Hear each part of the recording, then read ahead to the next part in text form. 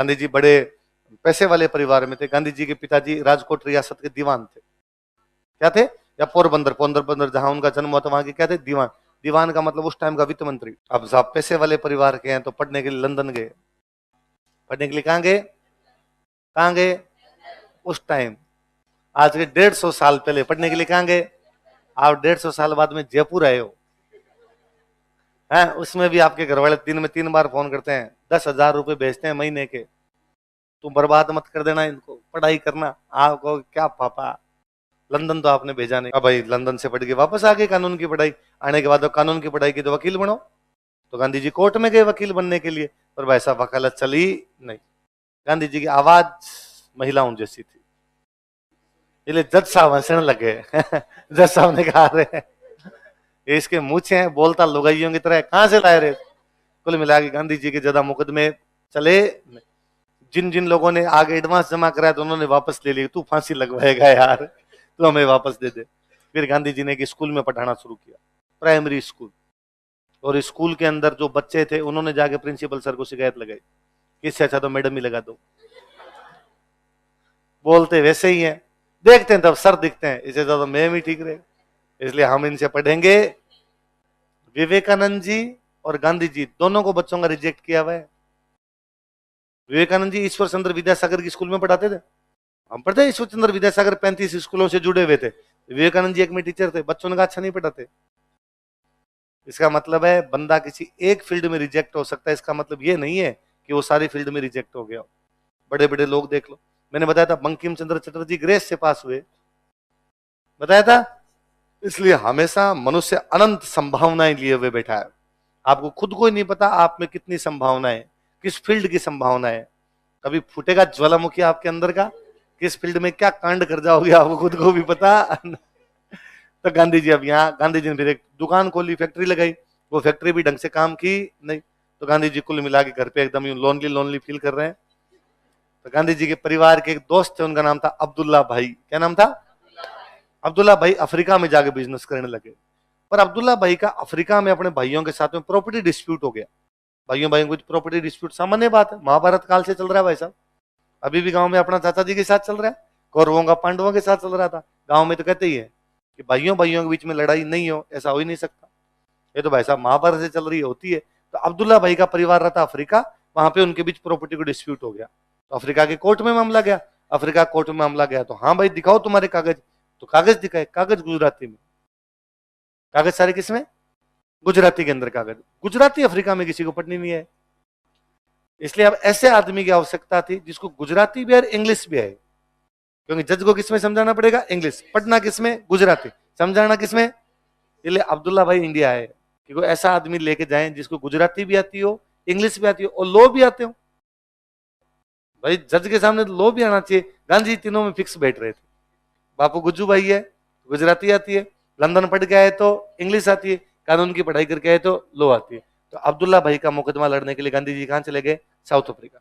अब गांधी जी वहां पता था, गांधी जी को पता था कि यदि मामला जज के सामने गया तो जज हंसने लग जाएगा। अपने वाली आवाज जिंदाबाद है। और गांधी जी, गुज्जू भाई तेज आदमी थे, एकदम गुजराती आदमी थे। गांधी जी ने अब्दुल्ला भाई के परिवार को बाहरी समझौता करवा दिया, अदालत से बाहरी।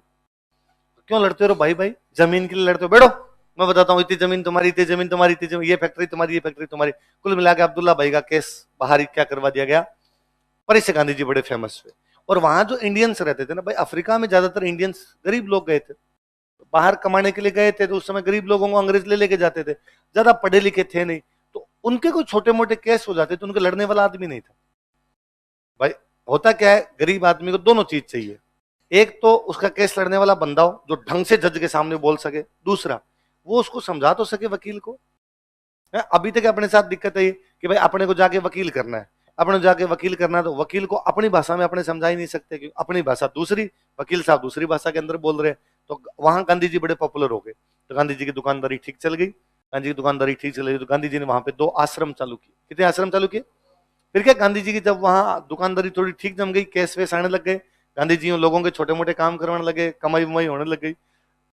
अब गांधी जी पैसे वाले आदमी है, कमाई भी हो रही है। तो एक दिन गांधी जी को ट्रेन में जाना तो गांधी जी ने टिकट खरीदी। तो ट्रेन में डिब्बे अलग होते, कालों का डिब्बा अलग, गोरों का डिब्बा।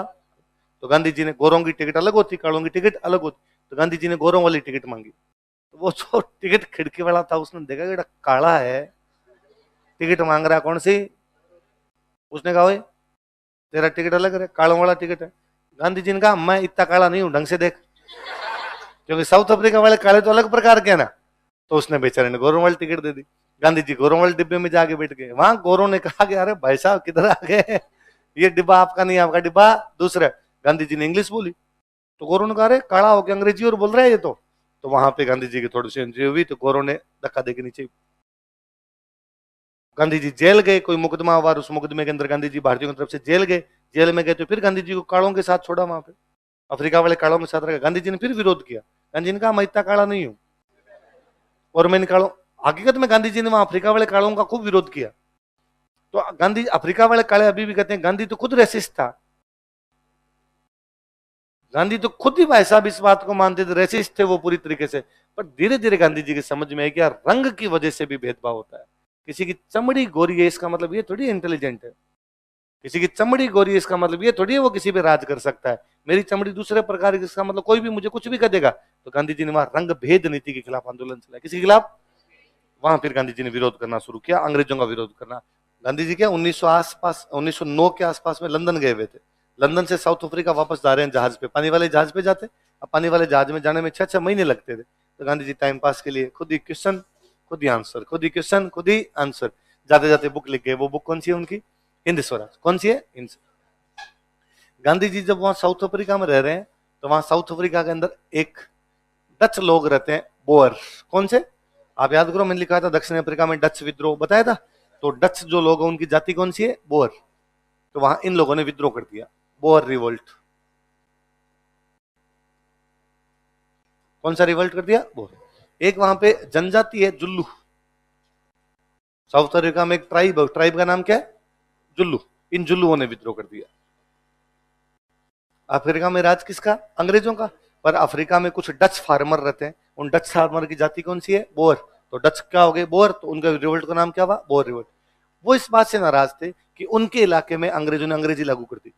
और उनका कहना था भाई हम अंग्रेजी क्यों पढ़े, हमारी भाषा क्या है? डच, इसलिए हम अंग्रेजी पढ़ेंगे नहीं। तो उन्होंने क्या कर दिया? आंदोलन। तो बोअर किसके खिलाफ आंदोलन कर रहे हैं? बोअर कौन थे? डच। कौन थे? डच। गांधी जी ने अंग्रेजों का साथ दिया।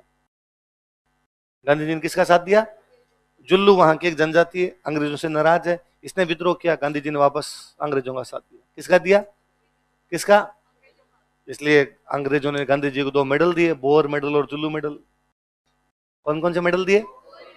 बोअर विद्रोह में साथ दिया इसलिए क्या मिला? Boer medal. और जुल्लू विद्रोह में साथ दिया इसलिए।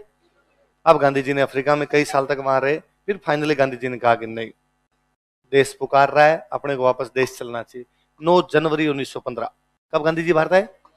9 जनवरी 1915। अब क्या, गांधी जी इंडिया आने से पहले बड़े पॉपुलर हो गए थे। एक तो भारत के एक नेता उन दिनों अफ्रीका जाके आए थे, गोपाल कृष्ण गोखले। कौन जाके आए थे? गोखले मिले थे वहां पे गांधी जी को, गांधी जी से मिले थे। और गोखले ने देखा कि यार जलवा बंदे का, अफ्रीका के अंदर गांधी गांधी हो रही है। तो गोखले ने आके कहा था कि यार एक लड़का अफ्रीका में क्या शानदार बोलता है, क्या गजब बातें कहता है, लॉजिक के साथ में बातें कहता है, और अफ्रीका में तबाही मचा रखी है अंग्रेजों के खिलाफ, और वो अब इंडिया आएगा। इसलिए जब पता चला लोगों को गांधी जी आए तो लोग मिलने गए थे सामने, सारे के सारे नेता यूं दंडवत होते, अरे गांधी जी आए, गांधी जी आए। सब नेताओं ने जाके धोख लगाई, गांधी जी धोख, गांधी जी धोख। एक नेता ने जाके हाथ मिलाया कि हेलो मिस्टर गांधी, मोहम्मद अली जिन्ना। कौन? गांधी जी ने देखा, अच्छा तो हाथ मिलाएगा, गांधी जी नहीं बोलेगा, मिस्टर गांधी बोल रहा है मेरे को, तेरे को देखता हूँ भाई साहब। मैं जिन्ना को सल्टा ही दिया था बाद में गांधी जी ने। तो गांधी जी भारत कब आए? 9 जनवरी 1900। आते ही कांग्रेस गांधी जी करे कांग्रेस ज्वाइन कर लो, मुस्लिम लीग वाले करे मुस्लिम लीग ज्वाइन कर लो, वो दूसरी पार्टियां करे हमें ज्वाइन कर लो। गांधी जी ने कहा नहीं, 1 साल में भारत घूमूंगा, 1 साल तक मैं कहीं भी जाऊंगा। तो शुरुआत में तो गांधी जी, मैं भारत को जानना चाहता हूँ, भारत को देखना चाहता हूँ, भारत को घूमना चाहता हूँ, भारत के लोगों की समस्याएं पता चलेगी तभी तो आंदोलन करूंगा, मुझे तो भारत की समस्याएं नहीं पता है। फिर गांधी जी पहली बार पब्लिकली किसी कार्यक्रम में भाग लेते हैं, वो है बीएचयू का उद्घाटन समारोह। किसका? 1916 में बीएचयू बना। तो बीएचयू के उद्घाटन समारोह में, बीएचयू की जो इनॉग्रेशन सेरेमनी थी उसमें गांधी जी ने भाषण दिया था। वो गांधी जी की फर्स्ट पब्लिक अपीयरेंस थी। उससे पहले गांधी जी का भारत में कोई भाषण नहीं। तो गांधी जी ने क्या, राजाओं के खिलाफ बोलना शुरू किया था। बीएचयू का सारा पैसा राजाओं का दिया हुआ है। बीएचयू बनाने में राजाओं ने बड़ा पैसा दिया। गांधी जी ने राजाओं के खिलाफ बोला, फिर गांधी जी का माइक छीन के बिठाया था, बैठो। लोग उठ उठ के जाने लगे थे, कहां से लाया रहा इसको, ये हमारे खिलाफ बोल रहा है। फिर मदन मोहन मालवीय रहा, उन्होंने कहा बस बस हो गया भाषण, ताली बजा दो, ताली बजा दो। गांव में अपना सीधा सिस्टम होता है, किसी के भाषण से बोर हो रहे हैं तो क्या बजा दो, तालियां बजा दो। पर कईयों को तो भाई साहब समझ में नहीं आता कि जनता बोर हो रही है, कितनी तालियां बजाओ, वो लगा ही रहता है। अरे बैठ जा यार, तालियां इसलिए बजाई थी कि अब तेरा भाषण सुनना। तो गांधी जी को तालियां बिठा बुठू दिया, गांधी जी को ज्यादा बोलने वहां पर दिया। तो गांधी जी का पहला जो सार्वजनिक भाषण है वो कौन सा है, बीएच।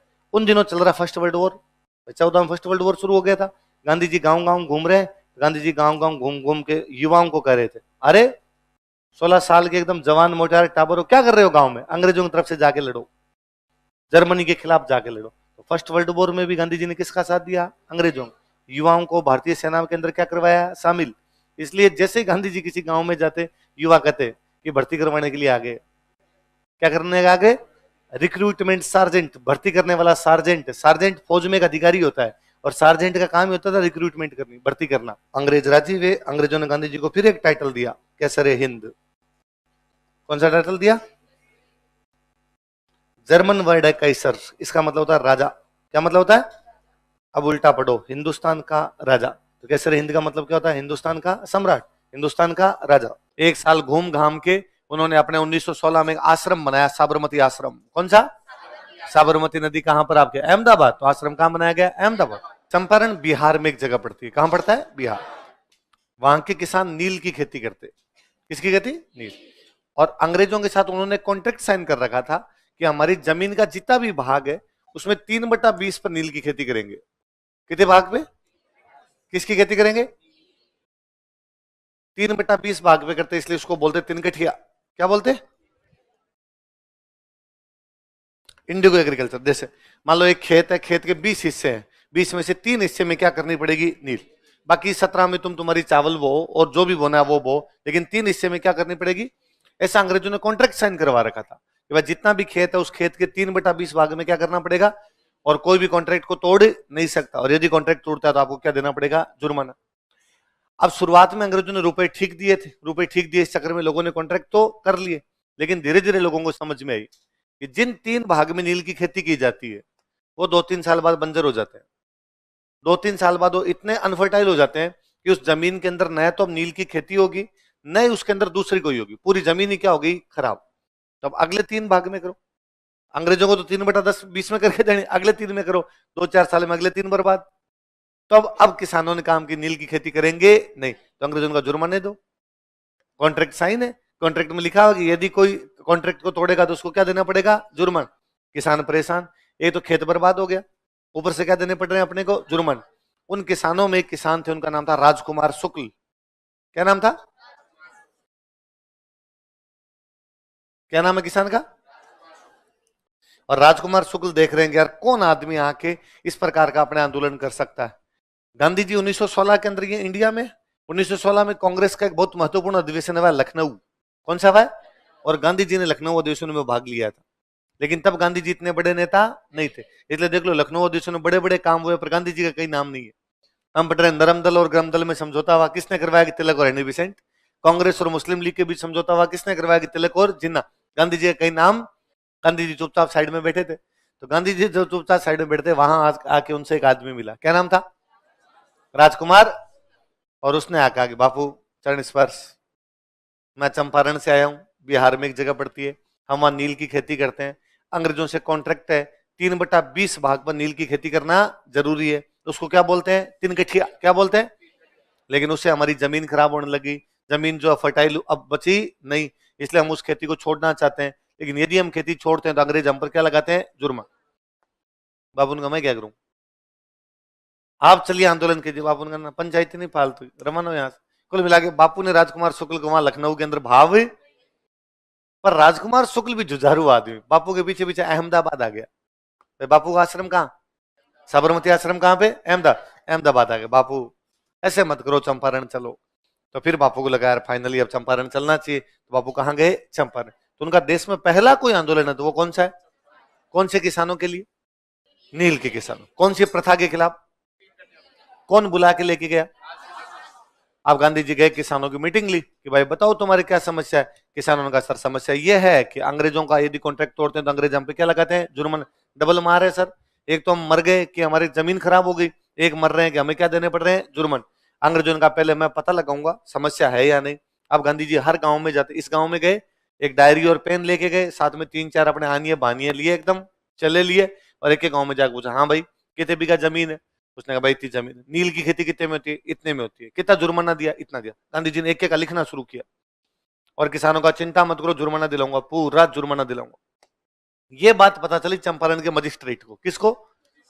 चंपारण के मजिस्ट्रेट को। मजिस्ट्रेट को पता चली कि कोई मोहनदास करमचंद गांधी नाम का आदमी है, और गांव गांव में घूम रहा है, और किसानों को कहता है कि मैं तुम्हारे जुर्माने वापस से दिलवा दूंगा। इसका मतलब किसानों को भड़का रहा है कि अपने आंदोलन करेंगे, जुर्माने तुम्हें क्या मिल जाएंगे? वापस। और चंपारण के मजिस्ट्रेट ने एक ऑर्डर जारी किया कि मोहनदास करमचंद गांधी, तुम जो कोई भी हो, आज शाम 5 बजे से पहले पहले चंपारण छोड़ के बाहर निकल जाना, वरना गिरफ्तार कर लिए जाओगे। गांधी जी के पास लेटर गया, गांधी जी ने पढ़ा, लेटर पढ़ के वापस लेटर लिख के दिया कि तुम मुझे गिरफ्तार कर सकते हो, मैं चंपारण छोड़कर कहीं नहीं जाऊंगा। यह अंग्रेजों के लिए एक बहुत बड़ा झटका था। इससे पहले भारत में इस प्रकार का नेता ही नहीं था। इससे पहले भारत में 2 नेता थे, या तो नरम दल और या गरम दल। नरम दल वालों को तो नोटिस देने की जरूरत ही नहीं थी, क्योंकि तो बापड़े खुद ही मानते थे कि अंग्रेज न्यायप्रिय लोग हैं, और अंग्रेजों का शासन भारत के लिए क्या है? देवीय वरदान। इसलिए वो आंदोलन करते नहीं थे। तो उनको तो वो तो एप्लीकेशन दे के, तो उसमें क्या कहते सर काम हो तो ठीक है, नहीं हो तो भी कोई बात है। बाद में गरम दल वाले आए थे, गरम दल वालों के खिलाफ इसे नोटिस जारी भी होते। मान लो तिलक को कभी कहा गया कि शाम को 5 बजे से पहले पहले इस जगह को छोड़ देना, तो तिलक हल्ला तो मचाते, नहीं छोड़ूंगा, ये क्या तरीका, ऐसे कैसे छुड़वा दोगे, क्या कर लोगे, नहीं छोड़ूंगा तो, पर चले जाते थे, छोड़ दिया करते थे। तिलक रुकते वहां पे नहीं। गांधी है जो कर नहीं जा रहा, अंग्रेज फंस गए। यदि गिरफ्तार करे तो गांधी के शांतिपूर्ण ढंग से एक आदमी घूम रहा था, पकड़ लिया गया, इसका मतलब अंग्रेज सरकार निकम्मी है, क्रूर है और निरंकुश है, मोनार्क बन रही है अंग्रेज सरकार, तानाशाह है। और यदि ना पकड़े तो गांधी किसानों को भड़का दे। फाइनली अंग्रेजों ने गांधी को बुलाया कि क्या चाहिए? गांधी ने कहा जुर्माने वापस। तो अंग्रेजों ने कहा चलो एक समिति बनाते हैं, और समिति बताएगी कि जुर्माने देने हैं कि नहीं देने, और उस समिति का सदस्य बनाया गया गांधी जी को। आप एक नोटिस कीजिए, आंदोलन करने वाला आदमी सरकार की समिति का सदस्य है। आप कभी नोटिस करना कि मान लो आज कोई आंदोलन करो, कि जैसे आरक्षण के आंदोलन चलते रहते, मान लो किसी समाज ने आरक्षण का आंदोलन किया, तो सरकार कहती है हम एक समिति का गठन करेंगे। समिति में सरकार के लोग होंगे, वो इनसे पूछ लेंगे तुमसे क्या क्या बातें, लेकिन तुम समिति में कैसे आ सकते हो? फिर तो समिति में तुम ही आ रहे हो, फिर तो तुम ही बता रहे हो क्या करना है क्या नहीं करना है, फिर सरकार की आवश्यकता है क्या? लेकिन गांधी कमेटी का मेंबर है, गांधी जी कमेटी के मेंबर बने, और गांधी जी किसानों को कहा कि चिंता मत करो, तुम्हारा भाई मेंबर है, अब पूरे के पूरे जुर्माने वापस मिलेंगे। अंदर गए, अंदर जाके गांधी जी ने, अंग्रेजों ने गांधी जी कहा कि बी प्रैक्टिकल बापू, पूरा जुर्माना कैसे मिल सकता है वापस? कॉन्ट्रैक्ट है, और कॉन्ट्रैक्ट में लिखा हुआ है कि जुर्माने देने पड़ेंगे। गांधी जी ने कहा कुछ तो दो, देखो मैंने आंदोलन किया है। तो अंग्रेजों ने कहा 25% जुर्माना वापस दे देंगे। कितना? गांधी जी वापस आए, और गांधी जी ने कहा जीत गए, जीत गए, विक्ट्री साइन करते हुए नारे लगा दो एक बार, किसान एकता जिंदाबाद। किसानों ने नारे लगा दिए, किसान एकता जिंदाबाद। और गांधी जी ने कहा पूरा 25% जुर्माना लेके आए हूं। किसानों ने कहा बाबू प्लीज प्लीज ये लास्ट वाली लाइन रिपीट करना, कितना जुर्माना है? गांधी जी ने कहा 25%। बाबू बात तो पूरे की भी थी। गांधी जी ने कहा देखो पैसा हाथ का मेल है, आता रहता है जाता रहता, तुम तो ये बताओ हार किसकी हुई है? पहली बार किसानों के सामने अंग्रेज झुके कि नहीं झुके? किसानों ने कहा। पहली बार अंग्रेजों को जुर्माने वापस देने पर मजबूर होना पड़ा कि नहीं पड़ा? किसानों ने कहा। तो पैसा क्या कभी कमा लेंगे, लगाओ किसान एकता जिंदाबाद। किसान ने वापस नारे लगा। तो हम कहते गांधी जी का आंदोलन क्या रहा? सफल रहा। गांधी जी को महात्मा किसने कहा? रविंद्रनाथ टैगोर। रविंद्रनाथ टैगोर को गुरुदेव किसने कहा? एक दूसरे को दिल्ली। आप मेरे को आके सर आप बहुत अच्छा पढ़ाते, मैं अरे अरे तुम कितने अच्छे स्टूडेंट हो यार तो मैं भी राजीर, आप भी राजी, तो दोनों हो गए थे। उन्होंने कहा अरे थैंक यू यार बापू, आप तो महात्मा हो, संत आदमी हो, जिन्होंने किसानों को कितना जुर्माना वापस दिलवाया। गांधी जी के एक दोस्त है, दोस्त का नाम है अंबालाल साराभाई। क्या नाम है? विक्रम साराभाई का नाम सुना है? कौन थे विक्रम साराभाई? नाम सुना तो बताओ। वैज्ञानिक थे, सिंपल इतना तो बोल सकते हो। अपने देश के बहुत बड़े साइंटिस्ट थे उनके पापा। विक्रम साराभाई के जो पापा, उनका नाम क्या है? अंबालाल। अंबालाल साराभाई गांधी जी के बहुत अच्छे दोस्त हैं। इवन साबरमती आश्रम बनाने के लिए गांधी जी को फंडिंग यदि किसी बंदे ने की थी तो वो कौन थे? मील है इनकी, पैसे वाले आदमी थे, मील थे इनकी, इन और भले आदमी एकदम। उन दिनों गुजरात में फैला हुआ था प्लेग। एक रोग होता है, चूहों से होने वाली एक बीमारी होती है, कौन सी होती है? प्लेग। तो गुजरात में प्लेग फैला हुआ, तो प्लेग में लोग मर रहे थे ज्यादा, तो दवाइयां वगैरह लेनी पड़ेगी। तो भला आदमी है, भले आदमी ने कहा भाई मेरी मील में जितने मजदूर करते काम करते हैं इनको मैं प्लेग भत्ता दूंगा। क्या दूंगा भाई? मैं ये कह दूंगी भाई मेरी फैक्ट्री में जितने काम करते हैं उनकी तनख्वाह तो 2,000 रुपए है, पर उनको या 10,000 रुपए तनख्वाह है, पर हर महीने के 1,000 रुपए एक्स्ट्रा मिलेंगे। किस बात के? प्लेग भत्ता। क्या मिलेगा? प्लेग अलाउंस मिलेगा। अलाउंस तो समझते हो, बत्ते बत्ते जो होते हैं, अलाउंस मिलेगा, प्लेग अलाउंस। भाई प्लेग चल रहा है, खर्चा ज्यादा हो रहा है, तो मैं तुम्हें अलाउंस दे दूंगा अलग से। अब ये क्यों दिया जा रहा है अलाउंस? प्लेग चल रहा है। अब यदि प्लेग समाप्त हो जाता तो बंद कर देना चाहिए, पर भारत में एक बार कोई चीज मिल जाए फिर इसको बंद अब जब बंद की तो मजदूरों ने कहा किस बात की? तो उसने कहा भाई साहब प्लेग में दिए थे, प्लेग समाप्त तो भत्ता भी समाप्त। मजदूरों ने कहा महंगाई बढ़ गई तो हमारा तनख्वाह बढ़ा। उसने कहा तनख्वाह उनका फर्जी बातें मत करो। तो मजदूरों ने कहा हम हड़ताल करेंगे। तो मजदूरों ने क्या कर दी? हड़ताल। कि हमें क्या चाहिए? प्लेग भत्ता। क्या चाहिए? प्लेग भत्ता। प्लेग भत्ता बंद किया तो मजदूरों ने हड़ताल कर दी। तो मजदूर गए गांधी जी के पास। गांधी जी किसके दोस्त हैं? गांधी जी के पास गए। गांधी जी ने जाकर हड़ताल करो, मैं तुम्हारे साथ हूं। अंबालाल साराभाई ने गांधी जी को कहा कि बापू यार मैं दोस्त हूं, शाम को दोनों साथ बैठते हैं अपने, और तुम मेरे खिलाफ हड़ताल करवा रहा है। गांधी ने कहा नहीं, दोस्ती दोस्ती की जगह बिजनेस, नया ठेका मिला है मुश्किल से, तू कह रहा है कि भाई साहब इसमें बंद कर दो। नहीं ऐसा नहीं होगा। तो उसने कहा फिर वह कोई बात नहीं, फिर मजदूरों का करो तुम हड़ताल। गांधी कहने पर हड़ताल कर रहे हो, मैं देता हूं प्लेग भत्ता। तो गांधी जी खुद भूख हड़ताल पर बैठ गए। गांधी ने कहा मैं भूख हड़ताल पर बैठा हूं। अंबालाल साराभाई ने कहा भले ही बैठ, मैं प्लेग भत्ता तो दूंगा नहीं। अंबालाल साराभाई की एक बहन और है, उनका नाम है अनुसुईया बेन। क्या नाम है? अनुसुईया बेन। अब वो गुजराती में बेन तो सबके लगाते ही, विमला बेन, कमला बेन, वैसे नाम होते हैं गुजरातियों के। दया बेन, तुम दया बेन को जानते हो सारे, है ना? हे भगवान, तुम ऐसे ऐसे सीरियल देखते रहते हो। तो दया बेन जैसे आपके। तो अनुसुईया बेन किसकी बहन है? अब ये साबरमती आश्रम के सदस्य हो रहे हैं। तो उधर से दबाव आया कि गांधी जी तुम्हारे भाई के खिलाफ हड़ताल बैठे और तुम्हारा भूख हड़ताल पर बैठे, ऐसे तो गांधी जी मर जाएंगे, तुम्हारा भाई प्लेग भत्ता नहीं दे रहा। और बहन ने जाके भाई पे दबाव डाला कि यदि मोहनदास के कुछ हो गया ना, तो अंबालाल साराभाई ने बुलाया गांधी जी को, बुलाकर क्या चाहिए? गांधी का प्लेग भत्ता। और किस मजदूरों का कि पूरा प्लेग भत्ता लेके आएंगे, चिंता मत करो। अंदर जाके अंबालाल साराभाई ने कहा बी मेच्योर बापू, पूरा कैसे दे सकते हैं यार? गांधी ने कहा कुछ तो दो। उसने कहा 25%। गांधी जी ने कहा इतना तो मैंने पिछले आंदोलन में दिलवाया, अब तो मेरी रेट बढ़ गई थोड़ी। तो उसने कहा 35। कितना? पहले वो 20% दे रहा था, जब मजदूरों ने हड़ताल की थी तब कितना दे रहा था? 20। पर गांधी जी ने किसी मजदूरों का नहीं मानना नहीं है, पूरा लेंगे। लेकिन अब गांधी जी खुद कितने पे मान के, और बाहर आते ही मजदूरों का नारा लगा दो, मजदूर एकता जिंदाबाद, और पूरा 35% जो प्लेग भत्ता लेके आए। मजदूरों ने कहा बापू ये, गांधी ने कहा हाथ का मेल है, पैसा कभी भी कमाया जा सकता है, पर मालिक झुका कि नहीं झुका के? हाँ साहब। उसको बात माननी पड़ी कि नहीं पड़ी? माननी पड़ी। अपनी बातें स्वीकार करनी पड़ी, करनी पड़ी, बस पैसा और कमा लेंगे। उस साल गुजरात में, खेड़ा में, बेसिकली खेड़ा गुजरात में एक जगह पड़ती है, वहां किसानों की फसलें खराब हो गई थी, लेकिन उसके बावजूद अंग्रेज कर ले रहे थे। पहले अपने ये था कि राजाओं के टाइम में थोड़ा था कि यदि फसलें खराब हो जाती तो कभी राजा महाराजा कर लेते नहीं थे। अंग्रेज इन बातों पर ध्यान नहीं देते, भाई कर लेना तो लेना, खराब होगी तुम जानो, तुम्हारा काम जानो, टैक्स जमा करवाओ। गांधी जी उस समय गुजरात किसान सभा के अध्यक्ष हैं। किसके अध्यक्ष हैं? मेरे को तो ये बड़ा अजीब लगता है कि गांधी जी किसके अध्यक्ष हैं? किसके हैं? गांधी जी की 7 पीढ़ियों में किसी ने खेती नहीं की। गांधी जी किसान सभा के अध्यक्ष हैं। किसके अध्यक्ष हैं? तो बापू सब पे हाथ फेर के रखता था। किसानों का और गांधी जी का क्या लेना देना यार? पर किसानों ने कहा कि नहीं, हमारे नेता कैसे हो गांधी जी। गांधी जी को यूं खेत में ले जा खड़ा कर दिया जाए कि बताओ सरसों कौन सी है, तारामीरा कौन सा है, तो गांधी जी को समझ नहीं आए। तो मन ही मन सोच रहे हो सर ये तो हमारी नहीं समझ में। ये सचान तुमने कि सरसों कौन सी है, तारामीरा, किस किस को सरसों और तारामीरा में अंतर समझ में आ जाए? समझ देखे हुए तारामीरा देखा हुआ अलग से? चलो बाकियों का तुम सारे अमीर हो, ये चेहरे देख लो, और अमीरों के सबके अपने को रुपए वगैरह जब भी चाहिए अमीर दोस्तों से लेने, सारे अंबालाल सारा भाई है। तो गांधी जी गुजरात किसान सभा के अध्यक्ष है, तो गांधी जी को जाना पड़ा किसानों का आंदोलन है, और गांधी जी ने जाकर किसानों का कि अपने टैक्स जमा ही नहीं करवाना।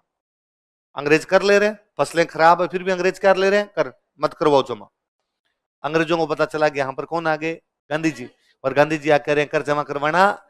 अंग्रेजों ने अपने अधिकारियों को कहा कि जो दे उससे ले लो, जो नहीं दे उससे, क्योंकि जबरदस्ती लेंगे ये फिर आंदोलन करेगा, फिर ये 45% ले जाएगा। 25-35 तो कर चुका है, आपकी बार कितना करेगा। आपने जो दे उससे ले लो, और जो नहीं दे उससे। और भारत में किसी को ये पता चला जाए कि दें तो भी ठीक, नहीं दे तो कोई भी जमा करवाएगा। तो किसानों ने कर जमा करवाया, गांधी जी का जीत गए। कुल मिला के गांधी जी ने शुरू में भारत में 3 आंदोलन किए। कौन कौन से? चंपारण, अहमदाबाद और खेड़ा। छोटे छोटे, चंपारण में नील के किसान, अहमदाबाद में मिल के मजदूर और प्लेग बत्ते के कारण, और खेड़ा के अंदर लैंड रेवेन्यू के खिलाफ। और गांधी जी के तीनों आंदोलन क्या हो गए? सफल। अब गांधी जी का दिल मांगे मोर, कुछ बड़ा करते हैं अब। और गांधी जी मौका ढूंढ रहे थे, कोई बड़ा ठेका मिल जाए, कोई बड़ा ठेका मिल जाए, और अंग्रेज खुद ही एक मौका दे गए। अंग्रेजों ने 1919 में एक एक्ट पारित कर दिया, रोलेट एक्ट। कौन सा कर दिया? कौन सा एक्ट? उस एक्ट का नाम रोलेट एक्ट इसलिए है क्योंकि उस एक्ट को बनाने के लिए पहले एक समिति बनाई गई थी, है ना, एक कमेटी बनाई। उस कमेटी का अध्यक्ष था सर सिडनी रोलेट। कौन था? तो सर सिडनी रोलेट की अध्यक्षता में एक सेडिशन समिति क्या बनाएगी? षड्यंत्र, षड्यंत्र मतलब षड्यंत्र, राजद्रोह टाइप का, मतलब सरकार के खिलाफ कुछ भी जो करते हो आप उसको क्या बोलते हो? सेडिशन। तो अंग्रेजों को लगता था कि यार ये क्रांतिकारी टाइप के लोग हैं, ये हमारे खिलाफ राजद्रोह करेंगे। तो अंग्रेजों ने कमेटी बनाई, सेडिशन समिति। क्या बनाई? कि बताओ भाई, राजद्रोह यदि हो जाए तो उस मामले में क्या किया जाए। इस मामले में सर सिडनी रोलेट की अध्यक्षता में कमेटी बनी। उस कमेटी ने 2 एक्ट पास किए। कितने एक्ट? उन दोनों एक्ट को एक साथ अपने बोलते हैं रोलेट एक्ट। क्या बोलते हैं? क्यों बोलते हैं रोलेट एक्ट? क्योंकि जिस समिति की सिफारिश पर हुआ उस समिति का नाम क्या था? Sir Sydney Rowlatt committee. कौन सी कमेटी? सेडिशन के लिए बनी थी, इसलिए कमेटी का एक और नाम क्या है? Sedition committee. क्या था? तो सेडिशन का मतलब है मैं आपके खिलाफ कुछ ना कुछ कॉन्स्पिरेंसी कर रहा हूं, मैं आपके खिलाफ कुछ बड़ा करने वाला हूं। तो एक्ट में कहा गया यदि आपको लगे कि कोई आपके खिलाफ बड़ा करने वाला, उठा लो। शक के आधार पर, डाउट के बिहाफ पर किसी भी व्यक्ति को गिरफ्तार, ना अपील, ना वकील, ना दलील। ना तुम अपील कर सकते हो, ना वकील बुला सकते हो, ना दलील। पॉलिटी हुई ना आपके? पॉलिटी में आपने पढ़े होंगे पोटा, टाडा, इस प्रकार की चीज पढ़ी थी। रासुका, ऐसा कोई एक्ट नहीं पढ़ा। पॉलिटी में आपने इस प्रकार की बात नहीं पढ़ी कि आप भी अपने भारत में से कोई कानून है कि किसी भी आदमी को शक के आधार पर गिरफ्तार किया जा सकता है? उसमें कोई कानूनों के नाम नहीं पढ़े? ऐसे नहीं, ऐसे ना है, नहीं लिखवाया। तो क्या किया? तो कौन सा आर्टिकल ये कहता है मेरे को बताओ देखिए, कौन से आर्टिकल में ऐसा है कि ऐसे किसी को भी आप गिरफ्तार कर सकते हो? निवारक निरोध कानून, अनुच्छेद अनुच्छेद 20 में क्या कहा हुआ है? अनुच्छेद 20 क्या कहता है?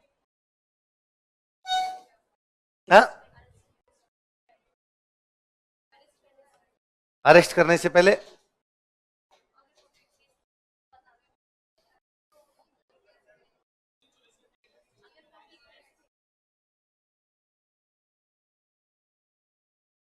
चौबीस घंटे के भीतर भीतर मजिस्ट्रेट के सामने ले जाना पड़ेगा। तो कौन से केस में उसको गिरफ्तार किया जाए? हा? हा? राष्ट्र के खिलाफ द्रोह करता हो तो उसका कोई कानून तो होगा। ऐसे कैसे भाई? आप फिल्मों में नहीं देखते भाई मुझे किस धारा के तहत गिरफ्तार किया जा रहा है, कौन से कानून के तहत गिरफ्तार? तो किसी गिरफ्तार करने से पहले कोई कानून तो होगा। है? कौन सा कानून जिसमें यूं उठा लो किसी को भी जाके आप?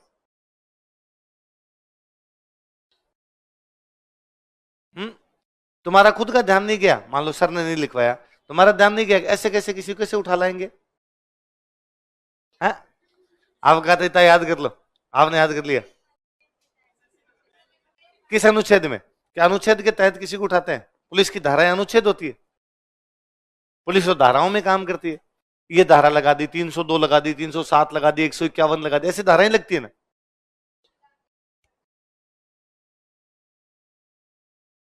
कर सकते हैं भाई, मैं कहता हूं देश के खिलाफ हिंसा बढ़ाने के लिए किसी को भी गिरफ्तार किसी कानून के तहत तो करेंगे।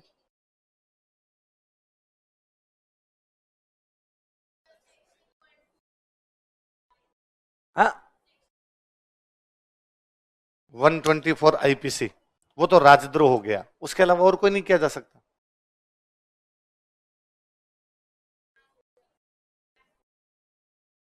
नार्कोटिक्स वाले एक्ट होते हैं उसमें किया जा सकता है, और आर्म्स एक्ट में गिरफ्तार किया जा सकता है, और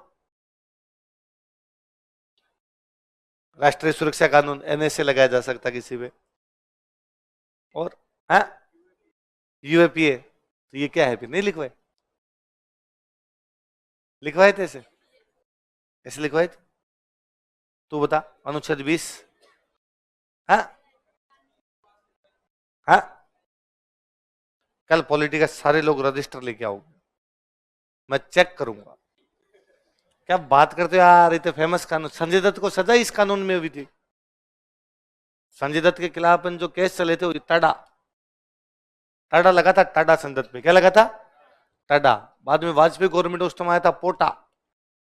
ये तो बड़े फेमस कानून रहे थे उसमें प्रिवेंशन करने के लिए कि आप किसी को पहले ही आप कार्रवाई से कैसे रोक सकते हो। वैसे अंग्रेजों के टाइम में जो एक्ट था वो कौन सा था, रॉलेट एक्ट, कौन सा था। गोली मारो फालतू में, तुम्हारा दिमाग फट के बाहर आ जाएगा।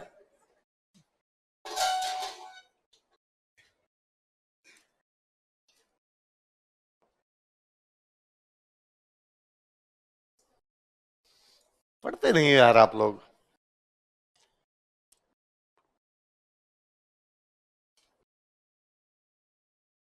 तो सर ने जब पढ़ाई तो सर ने ये नहीं कहा था कि बैरेक्ट पढ़ना है साथ साथ में। बैरेक्ट जानते हो तुम क्या होता।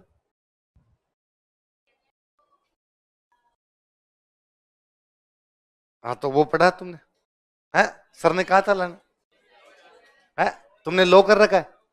अच्छा, तभी वैसा हमें लगा, अरे यार बड़ा सर ये हमें लगा तुम पुलिस वाली हो, अभी गिरफ्तार कर सकती हो किसी को।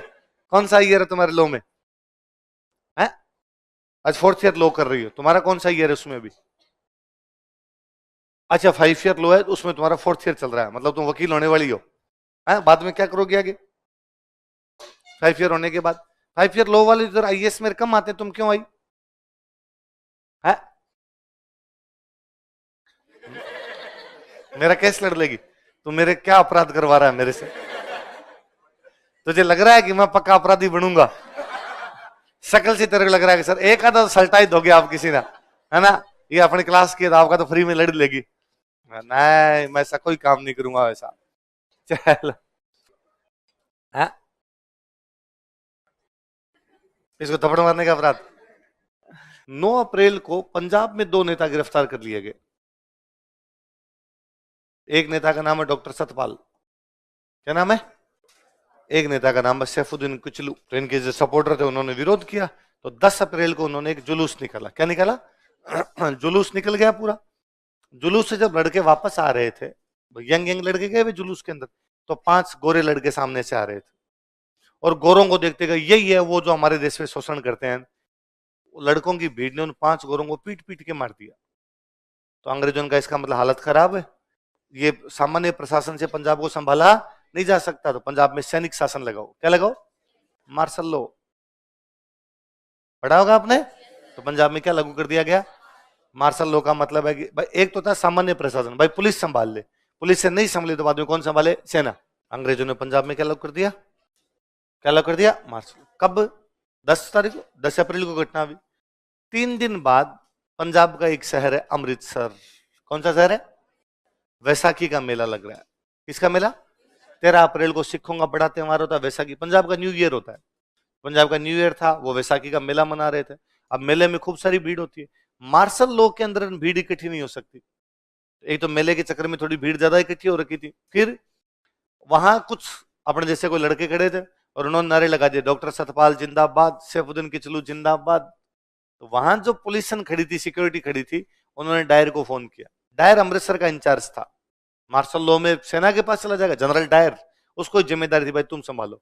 और मैसेज किया कि सर यहाँ भीड़ के अंदर डॉक्टर सतपाल और शहबुद्दीन किचलू के नारे लग रहे हैं, और यदि भीड़ अनकंट्रोल्ड हो गई और शहर में निकल गई तो डायर ने कहा मैं आ रहा हूं।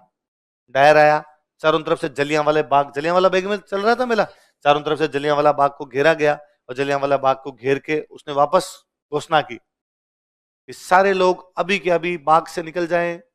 लेकिन अब वो मेला चल रहा था, मेले में चारों तरफ बम्बू बज रहे, कोई किधर ही वो कुछ चीज बेच रहा है उसकी आवाजें आ रही है, कोई मनोरंजन के साधनों की तरफ उधर जा रहा है, कोई हिंडे हिंड रहा है, तो सब लोग अपनी अपनी मस्ती के अंदर थे, तो किसी ने ध्यान ही नहीं दिया। उसने दूसरी चेतावनी दी नहीं, उसने फायरिंग कर दी। लोग फायरिंग में मरे कम, भगदड़ में मरे ज्यादा। लोग फायरिंग में मरे कम, वहां एक कुआं था, जान बचाने के लिए कुएं में कूद गए। अब कुएं में एक के ऊपर दूसरा, दूसरे के ऊपर तीसरा, तो वैसे लोग मर। हम कहते हैं कि लगभग 1500 के आसपास लोग थे। कितने लोग थे? गवर्नमेंट का आंकड़ा कहता है कि 379। कितने लोग मरे गए? ये अपना जलियांवाला बाग हत्याकांड था। कांग्रेस हाथों हाथ गई। अब देखो ये घटना कब की है? 13 अप्रैल 1919। अब मुझे बताओ उस टाइम कांग्रेस का अध्यक्ष कौन है? मोतीलाल नेहरू। कौन है? मैंने लिखवाया था आपको, 1918 में मोतीलाल नेहरू अध्यक्ष है। 1918 से 1919 तक वही रहेंगे, तो मोतीलाल नेहरू अध्यक्ष है। तो कांग्रेस ने एक समिति बनाई मोतीलाल नेहरू के नेतृत्व में। अरे मोतीलाल नेहरू नहीं, मदन मोहन मालवीय। 1918 में मदन मोहन मालवीय अध्यक्ष, 18 से 19 तक वो रहेंगे ना। लिखो, काटो सही करो, मोतीलाल नेहरू ने। मुझे लगा मैं कहाँ मिस कर गया। मैंने आपका लिखवाया बात लिखवाया तो मेरा यही है। अरे मैंने बताया था मोतीलाल नेहरू 4 अधिवेशनों में अध्यक्ष बने थे, 9, 18, 32 और 33। 18 दिसंबर में अध्यक्ष बने, अगला 19 दिसंबर में आएगा। बीच में घटना कब होगी? अप्रैल। मदन मोहन मालवीय, याद रहेगी बात अब तो। अब सरकार पे दबाव पड़ा, सरकार ने भी समिति बनाई, हंटर कमेटी। इस समिति में 3 भारतीय सदस्य थे, चिमनलाल सीतलवाड़, जगत नारायण और सुल्तान अहमद। क्या क्या नाम दो रहा था? अहमद, है ना। खूब थे। अंग्रेज थे 4, रेनकिन था, स्मिथ था, बेरो था, राइस था। 5 अंग्रेज थे, 3 ये थे। इन तीनों ने विरोध भी किया, उनका नहीं भाई गलत हुआ है तो गलत हुआ है। लेकिन अंग्रेज एक तरफ हो गए, उनका डायर की कोई भी गलती, डायर मामले को संभाल नहीं पाया था, बाकी उसकी कोई भी गलती नहीं। तो इस समिति ने डायर को क्या दे दिया? दोष मुक्त। तो गांधी जी ने इसकी रिपोर्ट के बारे में कहा था कि पन्ने दर पन्ने निर्लज लिपापोती। सुनना देखो।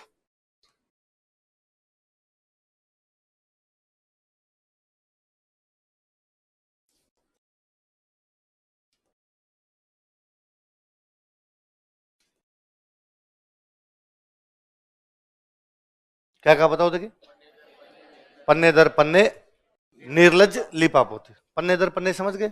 हर पेज के ऊपर निर्लज मतलब शर्मनाक तरीके से, शर्म भी आई, कोई लज्जा इनको आई नहीं। लिपापोती मतलब व्हाइट वॉश, चीजों को ढकने का प्रयास किया गया। किसी भी पन्ने पे ढंग की बात लिखी नहीं, सब जगह घुमा फिरा के डायर को निर्दोष बताने का काम किया गया। ब्रिटेन की जो संसद है उसका हाउस ऑफ लॉर्ड्स है, हाउस 2 होते हैं वहां पे, एक हाउस ऑफ कॉमन्स और एक हाउस ऑफ लॉर्ड।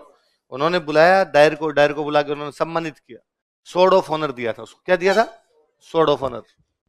शाबाश, वेरी गुड। कितने सल्टा के आ रहे। ये देखो बड़ी अजीब सी बात, आप लिखो फिर मैं समझाऊंगा। पंजाब की जो गुरुद्वारा प्रबंधक कमेटी थी ना, जो गुरुद्वारों का मैनेजमेंट करने वाली कमेटी थी, उसने डायर को सिंह की उपाधि दी थी। किसकी उपाधि दी? और उसे स्वरूपा भेंट किया। क्या भेंट किया? जो सर पर ओप जाए, एक मुकुट हुआ करता, उसको क्या बोलते? सरोपा। ये बड़ा अजीब लगता है कि वो तो सिखों को तो मार रहा है, और पंजाब की गुरुद्वारा प्रबंधक कमेटी उसको क्या दे रही है? सिंह की उपाधि, और क्या भेंट कर रही है उसको? सरोपा। हम आगे पढ़ेंगे। इसी तरह में पंजाब में एक आंदोलन चल रहा था, अकाली आंदोलन। कौन सा? पंजाब में जब सिख धर्म आ गया था, सिखों के जो बड़े बड़े गुरुद्वारे हैं उनको बोलते हैं अकाल तख्त। क्या बोलते हैं? उन अकाल तख्त के अंदर जो पूजा पाठ करने वाले लोग होते हैं, पुजारी बोलते हैं, पुजारी। पुजारी के लिए एक शब्द और होता है महंत, महंत बोलते हैं। तो वहां जो महंत है उनको बोलते थे उदासी महंत। क्या बोलते? वो उदासी महंत और सिखों में आपस में बनती नहीं थी, क्योंकि उदासी महंत है वो सिखों की तरह बाल वगैरह नहीं रखते थे, सिखों वाले क्रियाकलाप करते नहीं थे। पुजारी वो है जो बाल नहीं रखते, मानने वाले वो हैं जो केस वगैरह रखते हैं। इसलिए सिख ये कह रहे थे कि उदासी महंतों को हटाया जाए और हमारे अंदर से यहाँ पर क्या बनाया जाना चाहिए? महंत। इसलिए सिख अकाली आंदोलन चला रहे हैं। क्या चला रहे हैं? अकाल तख्त को उदासी महंतों से मुक्त करवाएंगे, इसलिए आंदोलन कौन सा चल रहा है? अकाली। इनमें आपस में बढ़ नहीं रही है। डायर ये कर देता है तो गुरुद्वारा प्रबंधक कमेटी ने डायर को किसकी उपाधि दे दी? सिंह। और क्या भेंट किया? आगे हम अलग से पढ़ेंगे अकाली आंदोलन, तब याद रह जाएगा। उसी आंदोलन से एक पार्टी निकली पंजाब में, आज भी पार्टी अकाली पार्टी, अभी पंजाब में पार्टी अकाली पार्टी है ना। अकाली पार्टी गवर्नमेंट वगैरह बनती तो अकाली पार्टी इस आंदोलन से बाद में निकल के आई थी। इस टाइम पंजाब का गवर्नर हुआ करता था, उस गवर्नर का नाम था माइकल ओ डायर। क्या नाम था? हर राज्य के अंदर गवर्नर हुआ करते, तो पंजाब का जो गवर्नर था उसका नाम था माइकल ओ डायर। क्या नाम है बताओ देखिए। इसने भी समर्थन, देखो दो अलग अलग डायर है, वो तो जनरल डायर है और इसका नाम क्या है? वो तो एक फौज का अधिकारी है, जनरल है। ये पंजाब का गवर्नर है। जैसे राज्यपाल होता है, आज मुख्यमंत्री होता है, वैसे उस टाइम क्या हुआ करते हैं? गवर्नर। जैसे मैंने बोलते भारत में एक गवर्नर जनरल होता है, फिर बॉम्बे, मद्रास, पंजाब, इन सब में क्या होते हैं? गवर्नर। उस हत्याकांड में एक लड़के के मम्मी पापा शहीद हुए थे। वो लड़का बड़ा हुआ, बड़ा होने के बाद लंदन गया। लंदन उसने कहा बताओ रे डायर कहाँ पे? और एक दिन उसको बताया गया कि ये है, क्या नाम है बोलो? माइकल। उसने कहा ओ डायर है, उसने मार दिया। तो सरदार उधम सिंह, क्या नाम था? तो सरदार उधम सिंह किसको मार के आते हैं? क्योंकि वो पहले मर गया था। उनका वो तो मर गया, दूसरा कौन डायर रह गया? ओ डायर है, ओ डायर अल्लाह है, इसको सल्टा दो। अंग्रेजों ने सरदार उधम सिंह को फांसी लगा दी थी। रविंद्रनाथ टैगोर ने अपनी नाइटहुड की उपाधि लौटा दी जलियांवाला बाग हत्याकांड के विरोध। अंग्रेजों के जो भी खास लोग हुआ करते उनको नाइटहुड की उपाधियां मिली। जैसे अपने यहाँ पर नहीं होती अभी भी, भारत रत्न नहीं मिलते इस प्रकार के, उस टाइम में पद्मश्री, पद्म भूषण नहीं है, ये उनके अंग्रेजों की उपाधियां थी। नाइटहुड, कैसर हिंद, इस प्रकार की। जैसे एक बीच में देखो 1909 का अधिनियम पढ़ा, तब हमने पढ़ा था कि गवर्नर जनरल की कार्यकारी परिषद में एक सदस्य भारतीय होगा, और वो सदस्य लिए गए थे अपने एसवी सिंह। इस टाइम एक सदस्य जो थे वो थे शंकरन नायर। कौन थे? इस्तीफा दे देते हैं। इनका भाई जिस सरकार ने इस प्रकार की फायरिंग करवा दी, उस सरकार का हिस्सा में बनना नहीं चाहता।